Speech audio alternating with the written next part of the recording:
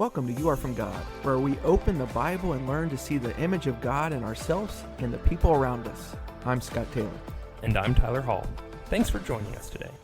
Welcome back. We're so excited to have you join us for another episode of You Are From God. And we today are continuing our series that we have been on, looking at popular verses in the Bible to make sure that we understand them well, to study them a little deeper with you for 15 minutes or so, and to really get a grasp on what God is saying in His Word. Scott, we've been looking at verses that a lot of people will quote, a lot of people will write in cards, and we'll see often out in the world. And today is another one of those verses. It's actually pretty closely related to last week's program with Jeremiah 29:11. For I know the plans I have for you, declares the Lord, to give you a future and a hope. That's paraphrased, but Romans 8:28 is very similar in its message, this time from the New Testament. Romans 8:28 from the English Standard Version says, "And we know that for those who love God, all things work together for good, for those who are called according to His purpose." Of note, depending on what Bible you're reading out of, that phrasing might be different. Some manuscripts will say God works all things together for good, or even God works in all things for good for those who are called according to His purpose. And so looking at this, we get the sense of God being present and active in our lives. We talked last week about the plan. Today, Scott, we really want to think about this working in all things. That three-letter word all is kind of a big piece to understand, as well as what the idea of good is, because I think that's where we need to start to really understand the purpose of this verse and why it's saying God works all things together for good. And that's the issue, whether or not our definition of good and God's definition is the same. And I think that's the importance of the context here and understanding the context of the book. And then obviously when you get down to chapter 8, chapter 7 spends a lot of time talking about dwelling in the flesh and why I keep doing the things I just don't want to do because I'm allowing or not controlling myself, and I'm just caught up in the flesh. And I think all of us can understand what the difficulty that would come with that. And so you get to chapter 8 and he says, well, the answer to that issue is Jesus. The answer to that is having the Spirit dwell in you. And he'll talk about that leading up to this verse. And that's an important part of this conversation, is understanding what this looks like in the big picture of redemption, of understanding the relationship that we have with God and the desire to serve Him. And so he spends a great deal of time talking about the dwelling in the flesh, dwelling in the Spirit, and understanding the difference. Verse 11 as an example, but if the Spirit of Him who raised Jesus from the dead dwells in you, He who raised Christ Jesus from the dead will also give life to your mortal bodies through His Spirit who dwells in you. That's an amazing verse, absolutely amazing verse. And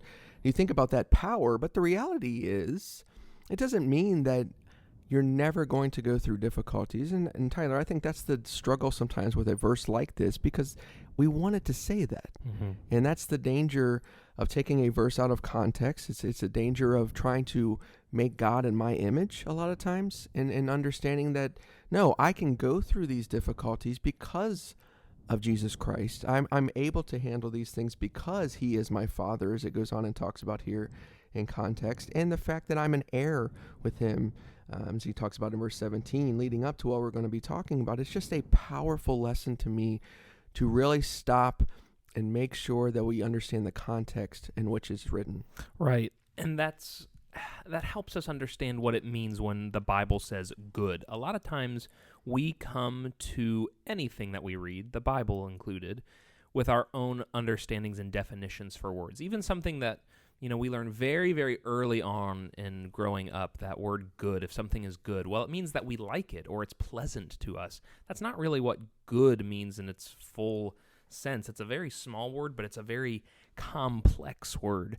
And especially when you're talking about God saying something good, this is not a subjective good of what's good for me may not be good for you, and if we're on different sides of an opinion and all those different things that can come up as far as the discussion piece of what is good. But we're talking about a good that comes from the author of good, that it is good simply because God has made it so or decrees it so.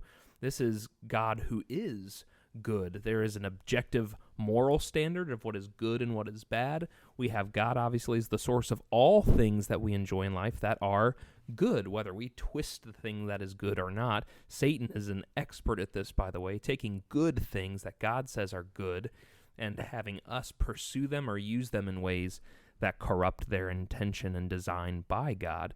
But to your point, Scott, the context here is so important. It's very reminiscent of what we talked about last week in Jeremiah 29:11, where when God's giving all this comfort, it's in the context of the people he's writing to in exile. He's saying, you've got 70 years. Most of you are going to be dead before this promise comes to pass. So it's a bigger picture that God is going to return this remnant back to Jerusalem after this exile. Here in Romans 8, after the conversation of being an heir and walking by the Spirit, all these awesome things, there's a purpose why Paul is doing this for these Christians in Rome and writing this way, because they're going through difficulty. Right. Romans 8, verse 18, "For I consider that the sufferings of this present time are not worth comparing with the glory that is to be revealed to us." He goes on and talks about the creation, that there's this anticipation that everything is pointing towards this awesome plan that God has and his purposes. But the context of verse 18 as we lead in down to verse 28 is the idea that, look, you're going through things that a lot of us would say are not good. There is this suffering going on, but it's in those moments of suffering and in the trials and the difficulties, even when they're stretched over a long period of time, that God is working, that he is working in, yes, even those terrible things for a God perspective of good. He's using terrible situations and mistakes and diseases and all sorts of things that we would say, how can any good come from this?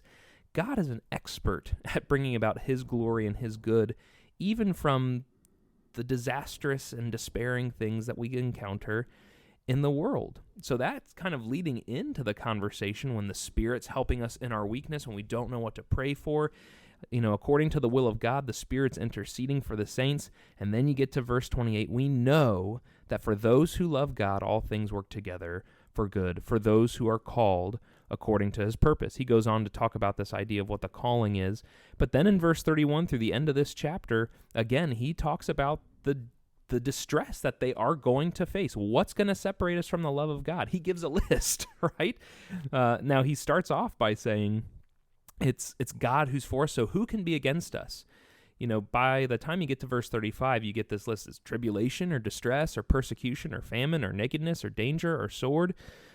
No, in verse 37, in all these things we are more than conquerors through him who loved us. And so this bigger picture of understanding that in Jesus Christ we have all things working together for good, even as we're experiencing these horrible things brought about by sin, we know that God is working in those situations and have the confidence that when we are living for him, that when we are truly loving God and doing what that actually means, as we've talked about on this program before, that is what draws us closer to him and how we know and have the confidence that he's even working in those difficult situations to bring about what is truly good. A lot of this just comes down to our perspective. When I think of Romans, the 5th chapter, and he'll talk about the idea that these things are going to lead to perseverance, and you're going to go through various trials, that very similar to what James will say, and understanding that it leads to something. Here in this context, you're dealing with sheep to be led to slaughter.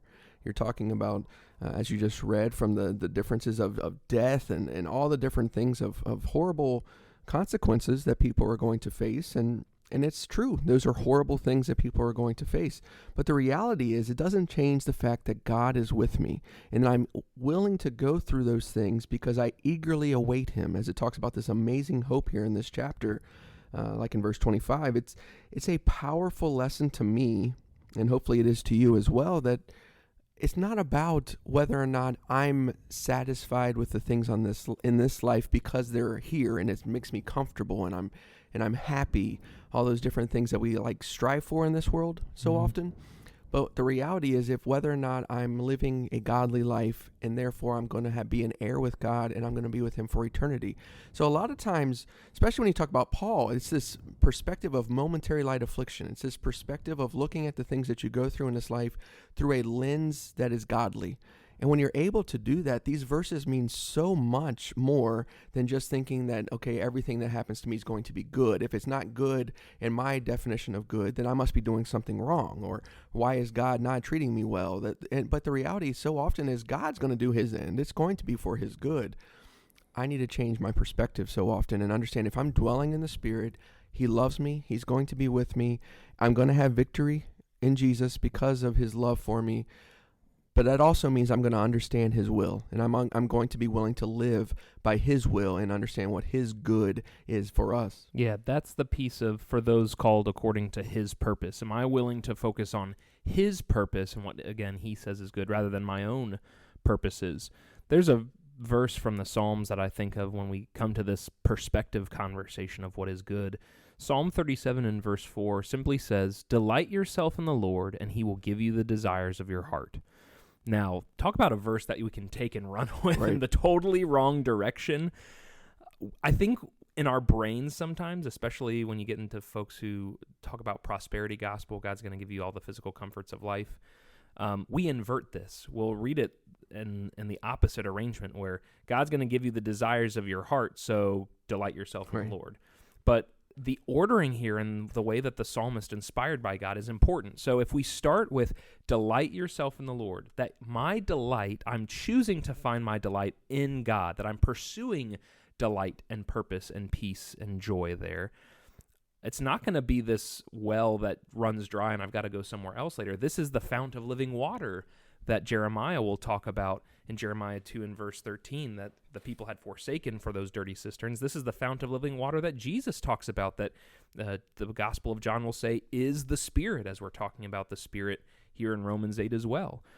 So you have this conversation of, okay, I'm going to delight myself. I'm going to find my satisfaction and my fulfillment and my purpose in God, and then he will give you the desires of your heart. Well, if my mindset is the first part of this verse, delight yourself in the Lord, that's fundamentally going to change the desires of my heart. If I'm finding delight in the Lord, man, if I could just really have this nice new car, if I could really just enjoy the comforts of this life, or really have this problem just go away, that's not the point. The desires of my heart are now on much higher things, of spiritual things, of bigger things. And I think that's the power of Psalm 37:4, is that when I truly understand what it means to delight myself in the Lord, I'm going to find the desires of my heart are huge. There's a popular quotation where I believe it's normally attributed to C.S. Lewis that talks about our Lord finds our desires not too strong, but too weak. We think that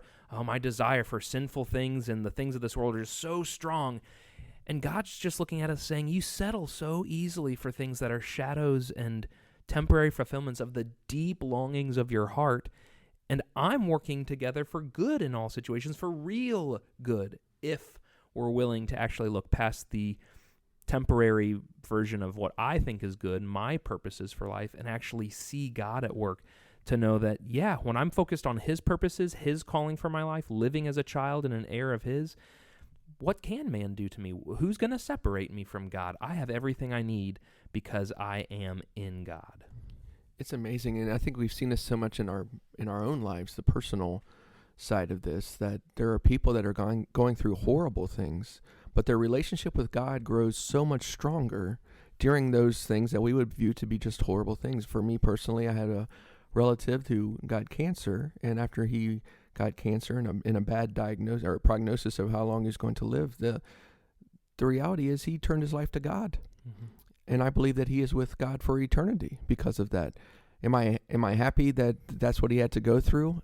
From a spiritual side of things, I'm thankful that God allowed him to have an opportunity to get his life right with God. And I think that's kind of what we're talking about here in a very small example of things. It's seeing things through the godly principles and understanding what he does. It is interesting, Tyler, and the listeners, if you go and look up desire in the book of Romans, it's interesting how it's used when you think about that word and the idea of the bigger picture of things, that it's whom God desires, it's his desire, striving to serve him. But he starts in chapter 1 by talking about our desires, and we see where that leads to, and It's a horrible situation. And so we appreciate you listening to this, and we hope that it causes you to go study these things to make sure that what you view to be good is exactly what God views to be good, and that you have the same definition, and you understand that He is truly just striving to have us all be with Him for eternity because you are from God. Thanks for listening. Show your support by leaving a review on your podcast app, and share this episode with someone you want to encourage. If you have questions or would like to get in touch with us, go to youarefromgod.com. That's youarefromgod.com.